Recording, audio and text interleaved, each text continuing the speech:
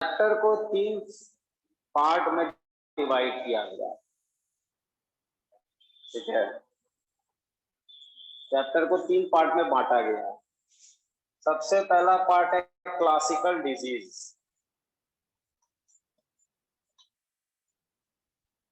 Malaria, filaria, एस्कैरियोसिस, ये सब, ठीक है। दूसरा है इम्यूनिटी का कंसेप्ट, और तीसरा है अल्कोहल एंड ड्रग अब्यूज।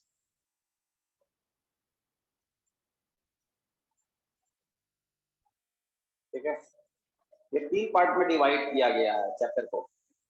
तो हम लोग जो पहले पढ़ेंगे वो पढ़ेंगे इम्यूनिटी, इसके बारे में, ये कैसे काम करता है। तब फिर पढ़ेंगे हम लोग क्लासिकल डिजीज के बारे में, है ना। और उसके बाद पढ़ेंगे हम लोग अल्कोहल एंड, क्यों ऐसे पढ़ रहे हैं, पहले हम लोग इम्यूनिटी समझ लें कैसे काम करता है ना। तो हम लोग के लिए डिजीज और उसके बारे में समझना और भी आसान हो जाए, ठीक है।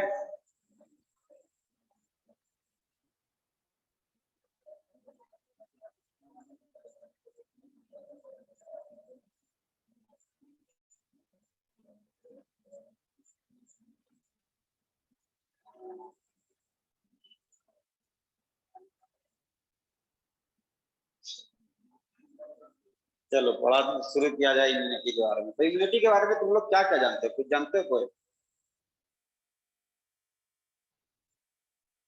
बहुत फेसबुक और इस सब पे इम्यूनिटी सुनते होगे आजकल। कोई भी प्रोडक्ट आजकल बेच रहा है तो उसमें जोड़ देता है कि ये इम्यूनिटी स्ट्रॉन्ग करता है।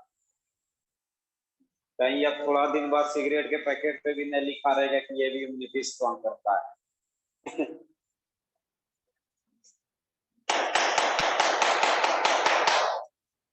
है ना। तो हम लोग जो पढ़ने जा रहे हैं वो हम लोग इम्यूनिटी और इम्यून सिस्टम के बारे में पढ़ने जा रहे हैं। तो अगर तुम लोग को कुछ पता है तो हम लोग कुछ डिस्कस करते हैं पहले, व्हाट डू वी नो। अभी तक हम लोग जानते क्या है, क्या क्या चीज है इम्यूनिटी में, क्या फंक्शन है इसका, को बता सकता है? कुछ शेयर करना है, हम पूछ नहीं रहे कि तुमको बोलने है। जो भी चीज तुम्हारे मन में अभी तक है वो शेयर करना है पहले, हम तो जाने पहले कितना कंसेप्ट है। सर हाँ, मतलब किसी मतलब ऑर्गेनिज्म को या होस्ट को जो मतलब डिजीज होता है उस मतलब लड़ने का, फाइट करने का टेंडेंसी को कहेंगे इम्यूनिटी। वेरी गुड, सही बात बोल रहा है। और कुछ किसी को बोलना? हाँ सर, बोल सकते हैं इंटरनल पावर। हाँ, बोल सकते हैं हम लोग internal ability to fight the infection और जर्म्स। क्या OMR शीट में स्टाफ रूम में, ठीक है। और किसी को कुछ बोलना है? हाँ सर, ऐसे बोल सकते हैं ना कि एक बायोलॉजिकल सिस्टम है जो कि जिसके पास इतना कैपेसिटी हो सकता है कि हमारे आसपास जो है उसको वो पहचान सके और जो फॉरेन उसको डिटेक्ट कर सके। हाँ, वही करता है, बेसिकली वही करता है। देखो, ये जो हमारा इम्यून सिस्टम है ना, ये इम्यून सिस्टम बोल सकते हैं एक तरह का बायोलॉजिकल सिस्टम है, वो सभी ऑर्गेनिज्म में मिलेगा। बट इम्यून सिस्टम जो होता है एक पर्टिकुलर ऑर्गन, सेल्स और उसके काम करने का तरीका जो है वो सिर्फ उनको वर्टिब्रेट्स में देखने को मिलेगा, है ना। सिर्फ वर्टिब्रेट्स में देखने को मिलेगा और कहीं नहीं, ये समझ लो इसमें, ठीक है। एक इम्यून सिस्टम, सिस्टम मतलब समझते हो ना, सिस्टम मतलब पूरा एक तंत्र जो मिल करके एक काम परफॉर्म करता है ना। इम्यूनिटी मतलब क्या हुआ, डिजीज करने का चक्कर। लेकिन इम्यून का ऑर्डर, एक ऑर्डर में एक स्टेप वाइज मैनर में काम करें इम्यून सिस्टम, उसको करते हैं। And immunity simply to fight off the foreign particles. तो इम्यूनिटी तुमको लगभग हर एक ऑर्गेनिज्म में दिख जाएगा कि वो फॉरेन पार्टिकल दूसरे ऑर्गेनिज्म से किसी ना किसी स्तर पे, कोई ना कोई लेवल पे फाइट करता है। बट अगर हम इम्यून सिस्टम का बात करें, which occurs in a order, in a process, then it is vertebrates which possesses immune system. ये वर्टिब्रेट है जो कि इम्यून सिस्टम को पोजेस करता है, ठीक है। तो इम्यून सिस्टम को हम लोग तो अभी बात नहीं कर रहे हैं, हम लोग बात कर रहे हैं इम्यूनिटी का, टू फाइट ऑफ इन्फेक्शन और जर्म्स और फॉरेन बॉडी। तो वो जो इम्यूनिटी हमारे में, ह्यूमन का बात कर रहे हैं, हम किसी दूसरे ऑर्गेनिज्म का बात नहीं कर रहे हैं, ह्यूमन का बात कर रहे हैं। ह्यूमन में जो इम्यूनिटी होता है, ये immunity it is nothing but it is a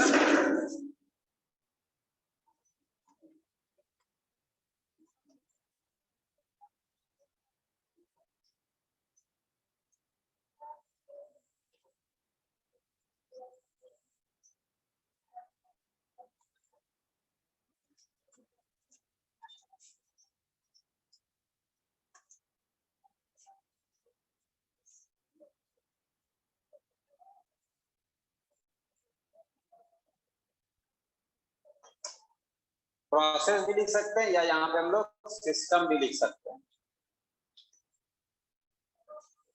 ये एक प्रोसेस है, प्रोसेस तो है, ये एक तरीका है, और ये एक सिस्टम है जो कि हमारे बॉडी में इंटर करने वाले पैथोजन को फाइट ऑफ करता है, मार के भगाता है, और हम लोग को इलनेस नहीं होने देता है, बीमारी नहीं होने देता है ना, ठीक है। और ये जो इम्यूनिटी है, या we can say immune system, ये दो तरह का होता है हमारा।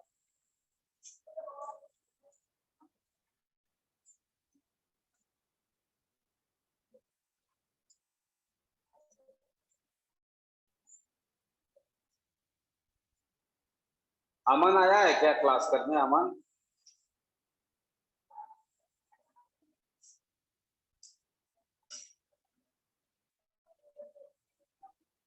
नहीं सर, वो तो नहीं है क्लास में। अमन नहीं आया है।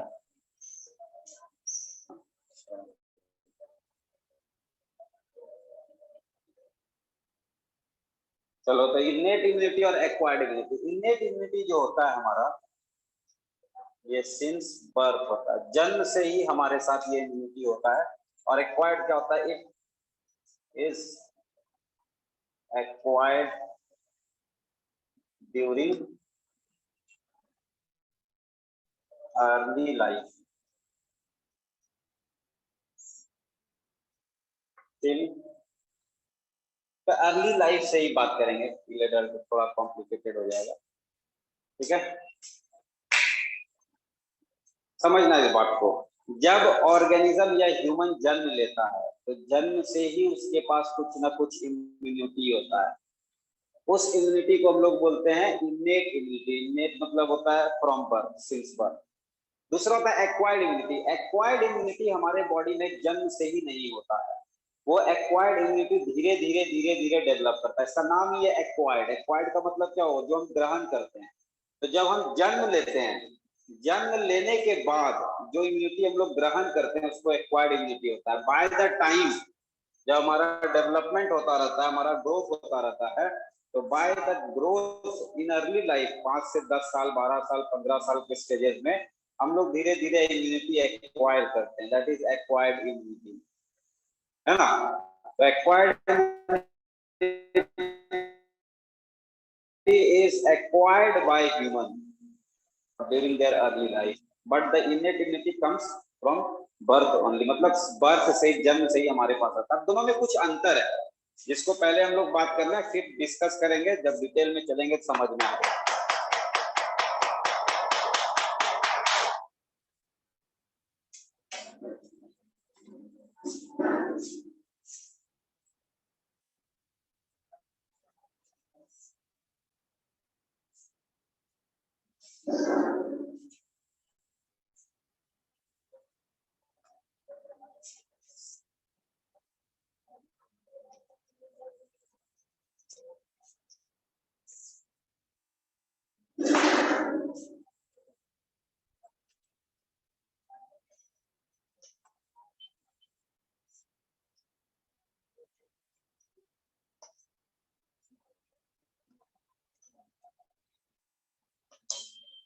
जन्म से होता है, ये जन्म के बाद आता है। दूसरा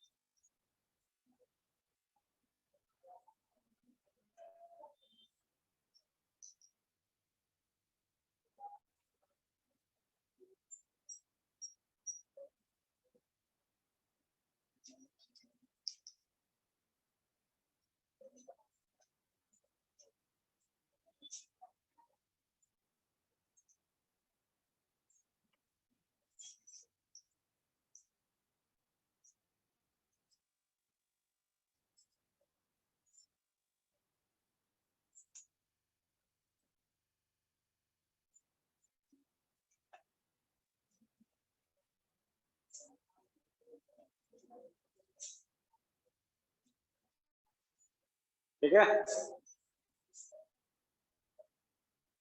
इसको लिख लो चारों पॉइंट जल्दी से।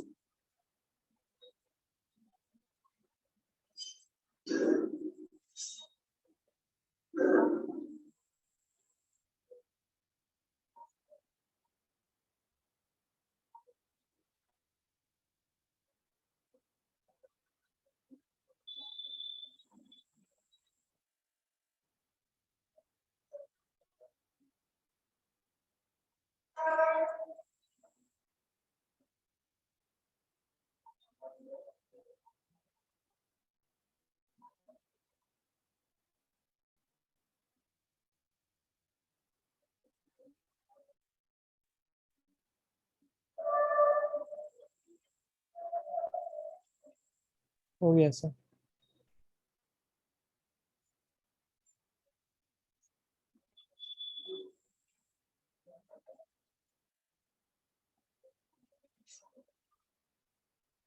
चलो सबका हो गया होगा। देखो, हर एक इम्यून सिस्टम का कुछ ना कुछ कंपोनेंट होता है, ठीक है, जो कि इनेट इम्यूनिटी में या जो कि इम्यूनिटी में रोल प्ले करता है। इनेट इम्यूनिटी का भी कुछ कुछ कंपोनेंट है जिससे मिल करके इम्यूनिटी बनता है, इनेट इम्यूनिटी। और एक्वायर्ड इम्यूनिटी का भी कुछ ना कुछ कंपोनेंट है। तो पहले हम लोग बात करते हैं component of innate immunity. Innate immunity का कंपोनेंट के बारे में बात करते हैं।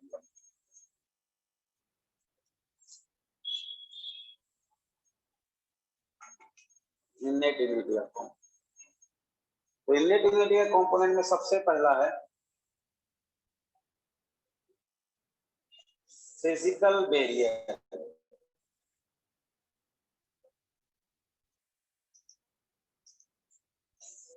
Physical barrier is your skin and epithelial layer of inner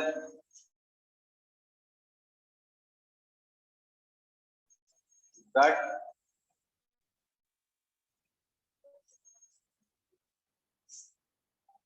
and mucus layer।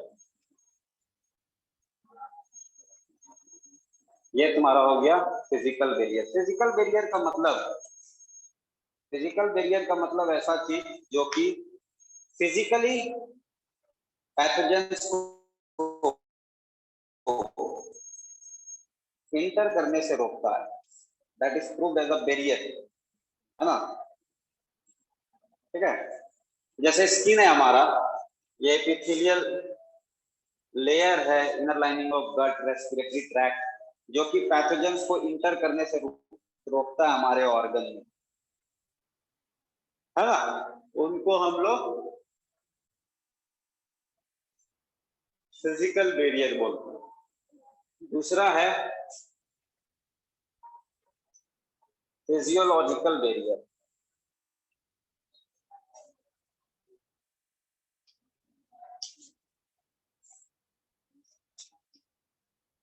Physiological barrier में आ जाता है हमारा टीयर, सलाइवा,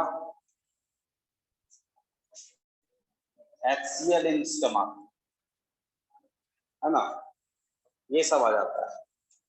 ये जो टीयर है, सलाइवा है, स्टमक में HCl है, ये सब क्या करता है, जो हमारा पैथोजेंस होता है उसको मारने का काम करता है। जैसे टीयर में, आंसू में जो होता है लाइसोजाइम होता है, lysozyme.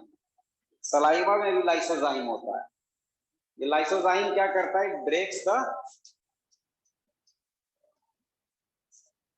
Breaks cell wall of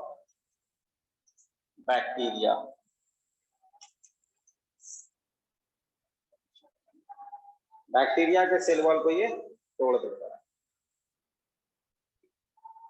ठीक है, तो ये फिजियोलॉजिकल बैरियर है जो कि बॉडी के फंक्शनिंग के कारण, बॉडी फंक्शन करता है तब ना ये सब प्रोड्यूस हो पाता है सर। और HCl तो जर्म को मारता ही है क्योंकि ये एसिडिक होता है बहुत ज्यादा। थर्ड इज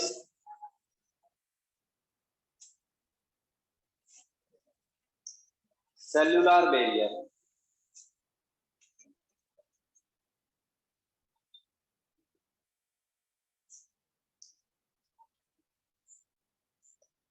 सेलुलर बैरियर में आ जाता है WBC, इसको हम लोग PLMN बोलते हैं, या इसको हम लोग बोल सकते हैं पॉली मॉर्फो न्यूक्लियर सेल, है ना। PMN बोलते हैं, पॉलीमॉर्फो न्यूक्लियर सेल्स। WBC में आता है पॉलीमॉर्फो न्यूक्लियर सेल्स, है ना, जैसा such as neutrophil, eosinophil,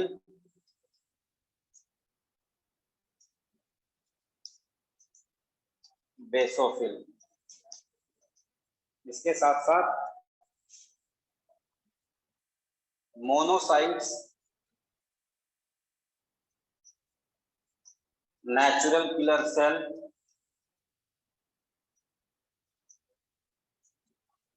and macrophage. ये सभी सेल जो है किसी ना किसी तरीका से पैथोजन को मारने के लिए बना हुआ है ना। तुम लोग को पता होगा जब हम लोग सर्कुलेटरी सिस्टम पढ़ रहे थे तो उसमें हम तुम लोग को बताए थे ग्रैन्युलोसाइट्स एंड एग्रैन्युलोसाइट्स, बताए थे। हम बताए थे granulocytes contain granules in their cytoplasm, और उनको हम लोग PMN भी बोलते हैं, पॉलीमॉर्फो न्यूक्लियर सेल्स। ठीक है, तो देयर ग्रैन्यूल कंटेन्स एंजाइम्स जो कि पैथोजन को डाइजेस्ट कर देता है। इसके बाद ये सब वही काम कर रहा है। मोनोसाइट, नेचुरल किलर सेल और मैक्रोफाज, ये सब भी पैथोजन को मारता है, जिसमें सबसे इंपॉर्टेंट है मैक्रोफाज। इसके बारे में हम लोग पढ़ेंगे आगे, ठीक है, सबकी डिटेल में पढ़ेंगे, कोई दिक्कत नहीं। अभी लिख लो, इम्यूनिटी इम्यूनिटी में ज्यादा डिटेल है नहीं।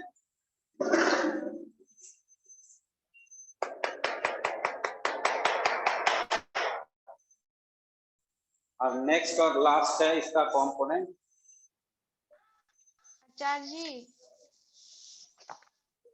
हाँ, यहाँ लिखा हुआ है NCERT बोलो। में फिजिकल, यहाँ NCERT में लिखा हुआ है फिजिकल बैरियर्स में म्यूकस कोटिंग ऑफ द हाँ। यूरोजेनेटिकल ट्रैक्स। तो आप बताए थे हाँ। कि ह्यूमन रिप्रोडक्शन में कि फीमेल में एसिडिक मीडियम होता है, जिसके वजह से पैथोजन इंटर करता है तो वो मर जाता है। हाँ। और फीमेल्स में तो एसिडिक मीडियम होता है हाईली, तो मेल्स में क्या होता है? मेल्स का तो अल्कलाइन ना होता है। नहीं, मेल का सीमेन अल्कलाइन होता है, ठीक है, मेल का सीमेन अल्कलाइन होता है। लेकिन देखो यूरिनोजेनाइटल ट्रैक्ट लिखा हुआ है। यूरिनोजेनाइटल ट्रैक्ट जो होता है वो मेल्स में होता है, फीमेल में नहीं होता है, इसको याद रखना। यूरिनोजेनाइटल का मतलब एक ही पैसेज जिससे यूरिन और गैमेट दोनों डिस्चार्ज है, समझ में। तो वो मेल्स में होता है, फीमेल में नहीं होता। तो मेल्स में जो यूरिनोजेनाइटल ट्रैक्ट है उसमें म्यूकस का एक लेयर होता है, ताकि पैथोजन अगर इंटर करे तो म्यूकस उसको ट्रैप कर ले, अंदर नहीं जाने दे। है समझ में? समझ गए। लेकिन यहाँ यूरिनो ने लिखा है। हाँ, तो म्यूकस जहां भी रहे, यूरो लिखा है। जेनाइटल, कोई बात नहीं, वही हुआ। ठीक है, ठीक है, ओके। देखो म्यूकस का एक बात तुम लोग को हम बता दें, म्यूकस का जो लाइनिंग होता है ना, वो तुम्हारे बॉडी के कोई भी इंटरनल सरफेस पे तुमको मिलेगा। म्यूकस का लाइनिंग हमेशा, चाहे वो नेजल चैम्बर हो, बकल कैविटी हो, ओएसोफेगस हो, स्टमक हो, इंटेस्टाइन हो, रिप्रोडक्टिव सिस्टम हो, रेस्पिरेटरी सिस्टम हो, तुमको एक लेयर ऑफ म्यूकस वहां पे मिलेगा, है ना, जो कि आउटर इन्वायरमेंट से इंटरेक्ट कर सकता है। जैसे रेस्पिरेटरी सिस्टम आउटर इन्वायरमेंट से इंटरेक्ट करता है, एयर आता है अंदर, डाइजेस्टिव सिस्टम फूड अंदर जाता है, आउटर इन्वायरमेंट से इंटरेक्ट हुआ, तो उस तरीका से जो भी इंटरेक्शन करेगा आउटर इन्वायरमेंट से, उसके सरफेस में एक लेयर पाया जाएगा हमेशा म्यूकस का। है समझ में? ओके, नेक्स्ट और लास्ट है साइटोकाइन बैरियर। देखो cytokine is nothing, it is low molecular weight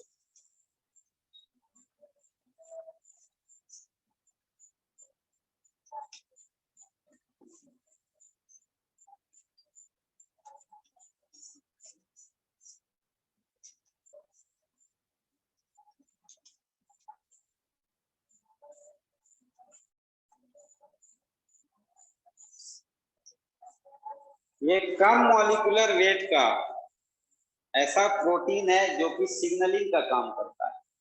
signalling का मतलब इंफॉर्मेशन पहुंचाता है एक जगह से दूसरे जगह। ये साइटोकाइन बैरियर, इसके बारे में हम लोग बात करेंगे, बहुत सारा बात करेंगे इसके बारे में, ठीक है। लेकिन पहले अब इसका एग्जांपल, इसका नाम है इंटरफेरॉन, ठीक है। इट इज सिक्रेटेड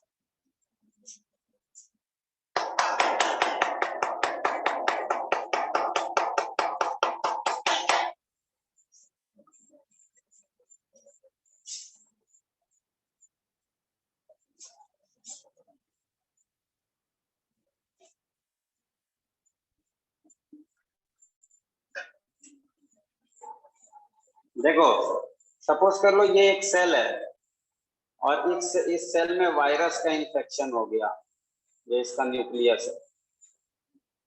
तो जैसे ही इस सेल में वायरस का इंफेक्शन होगा तो इसके अगल बगल भी बहुत सारा सेल्स होगा,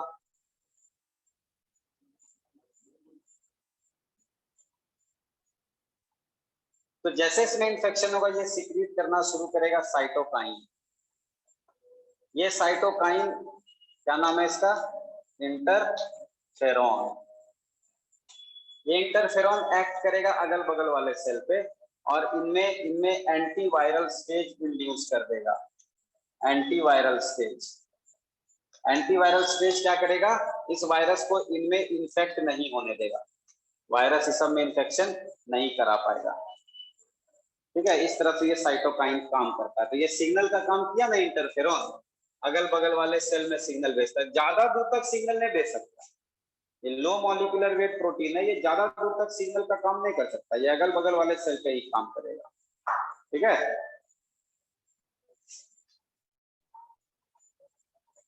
ठीक है। ओके, तो ये था हमारा इनेट इम्यूनिटी, ठीक है।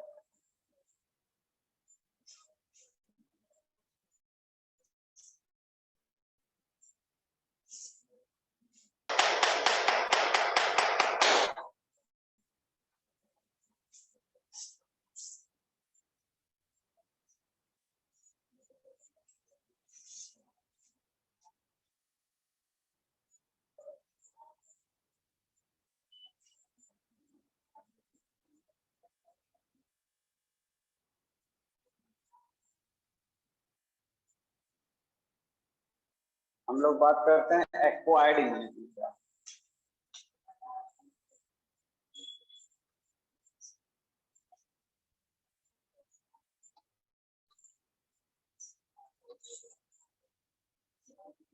तुम लोग को पता है ये एक्वायर्ड इम्यूनिटी कैसे काम करता है? देखो एक्वायर्ड इम्यूनिटी ठीक वैसे काम करता है जैसे ह्यूमन बिहेव करता है ना,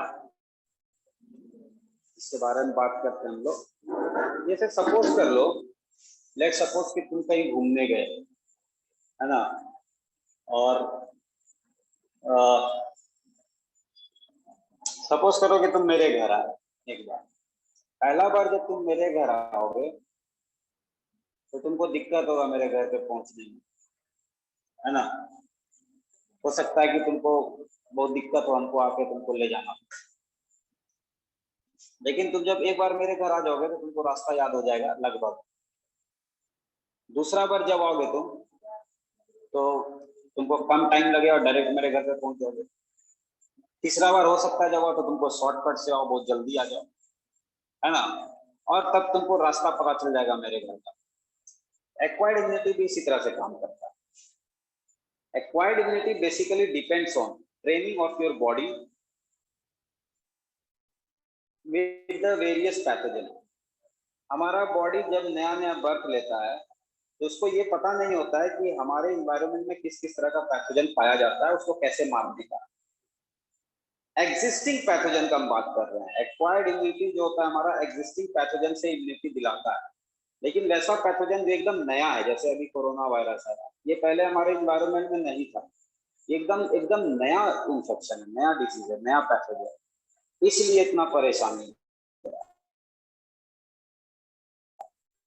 धीरे धीरे धीरे बाय द टाइम भी जो है ह्यूमन को कुछ नहीं कर पाएगा, ठीक है। जब हमारा बॉडी इसको पहचान लेगा, ये भी इन्वायरमेंट में अब आ गया है, तो हमारा बॉडी इससे लड़ने का तरीका निकालेगा, और जब इससे लड़ने का तरीका निकाल लेगा तो फिर ये डिजीज भी कुछ नहीं कर पाएगा, एज इट इज इन्वायरमेंट में नॉर्मल डिजीज बन के रह जाएगा, ठीक है। तो जो एग्जिस्टिंग डिजीज है उससे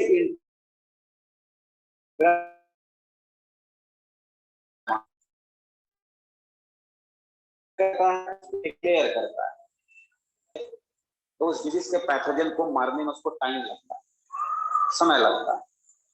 लेकिन एक बार जब वो उस पैथोजन से इंटरेक्ट कर गया तो दोबारा अगर सेम उस पैथोजन को ये इम्यून सिस्टम हमारा तुरंत क्लियर कर देगा, विदाउट बोल सकते हैं हम लोग without investing huge amount of time. तो ये ठीक वैसे कि पहला बार तुम मेरे घर पे आए तो तुमको रास्ता पता नहीं था, तो इसलिए लेट लग गया पहुंचने में। दूसरा बार आए तो तुमको रास्ता मेमोराइज तुम कर लिए थे कि ऐसे ऐसे जाना है, अब जल्दी पहुंच जाना है। उसी तरीका से हमारा एक्वायर्ड इम्यून सिस्टम भी काम करता है। इसीलिए जो बच्चा होता है नया नया 4 साल 3 साल 4 साल 5 साल वाला बच्चा, ये बेटर है कि उस छोटे से बच्चे को हम लोग खेलने दे, धूल में मट्टी में इधर उधर, क्योंकि ज्यादा से ज्यादा पैथोजन जो हमारे इन्वायरमेंट में पाया जाता है वो पाया जाता है सॉइल में, सबसे ज्यादा पैथोजन। तुम लोग जब ग्रेजुएशन में जाओगे तो तुमको ये पढ़ाया जाएगा कि सबसे ज्यादा सबसे ज्यादा पैथोजन सॉइल में पाया जाता है, और इसके लिए एक्सपेरिमेंट भी कराया जाएगा। तुम सॉइल को लेके आओगे, उस सॉइल के पार्टिकल को वॉश करोगे, और उसका जो पानी होगा उस पानी से माइक्रो